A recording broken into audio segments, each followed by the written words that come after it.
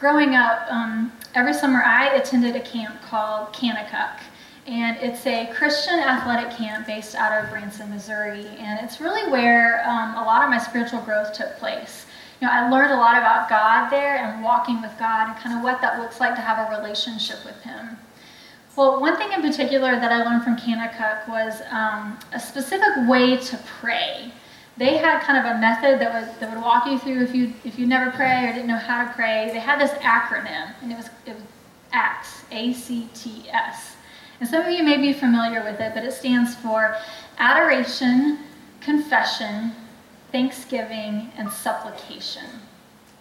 Now, one thing that was always interesting to me about this way to pray was that adoration and thanksgiving were two separate things.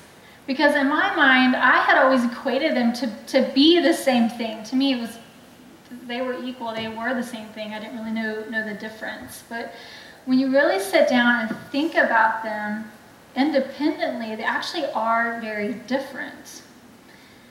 Thanksgiving is an act of acknowledging God for what He has done.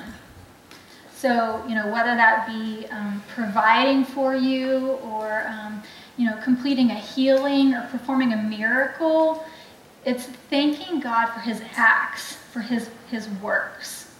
Now, Thanksgiving is very important. So, you know, so don't get me wrong and don't hear me say Thanksgiving is not important, because it is, and we want to have that heart of gratitude. But adoration in and of itself is really important too. Because you see, adoration focuses more on who Christ is and His character. So when we adore God, we're telling Him everything about Him that makes Him wonderful. There's a difference between thanking someone for something they do versus adoring them for who they are.